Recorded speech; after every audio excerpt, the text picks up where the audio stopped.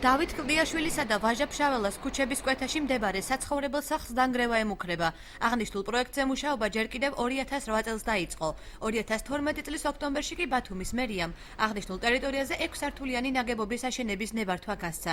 თუმცა შეპესე პრომერის წარმომადგენლებმა ცოტა ხნის წინ შენობის ამაღლება მოითხოვეს. შენობას ნაგებობა არ არის კულტურული მემკვიდრეობის ძეგლი, ანუ ის არ არის ზეგთან ნუსხაში შეყვანილი. მშენებლობის ნებართვა გაცემული არის 2012 წელს. გარკვეული თანხები არის გახარჯული და ამ მხრივ ჩვენ გაგვაჩნია ინტერესი რომ მოვახდინოთ პროექტის რეალიზაცია. კომპანიის აზრს ზემოთხსენებულ მისამართზე მცხოვრები მოქალაქეებიც იზიარებენ.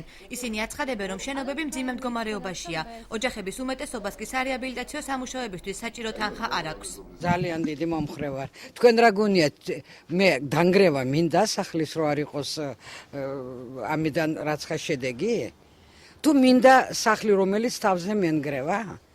აგერ შემოდით პადიაში ნახეთ, წყალი როცა გარეთ წვიმს, ისე წვიმს შიგნიდანაც. აღნიშნულ პროექტს ბათუმის მთავარი არქიტექტორი აპროტესტებს, თუმცა აქვე აღნიშნავს, რომ მასში ცვლილებების შეტანა დაგვიანებულია. მე ვფიქრობ, რომ თავის დროზე დამუშავარი საკმაოდ ტლანქია და არის ძალიან ბევრი ნიუანსი არ იყო გათვალისწინებული. მაგალითად, კონკრეტულად შენობა არ არის კონტექსტური. დეპუტატი გიორგი მასალკინი ფიქრობს, რომ მსგავს ტერიტორიებზე მაღალსართულიანი ნაგებობის მშენებლობა ქალაქს ტურისტებისთვის ნაკლებად მიმზიდველს ხდის. ის გამოსავალს ავარიული სახლებიდან მოქალაქეების სხვაგან გადასახლებაში ხედავს. ჯობია ჩვენ დავხარჯოთ თანხა და იმ 10 პიროვნებას გავაუმჯობესოთ მათი პირობები, ან ახალს გადავასახლოთ და შევიძინოთ მათთვის ბინები, მაგრამ შევინარჩუნოთ ის პატარა ფრაგმენტები, რომელიც ქმნიან ბათუმის სახეს. ჩვენთან რო ჩამოდის ტურისტი და ამბობს ლამაზი ქალაქიაო და განუმეორებელი ქალაქი და კოლორიტული ქალაქიაო, იმიტომ კი არ ამბობს რომ ახალ შენობებს ხედავს.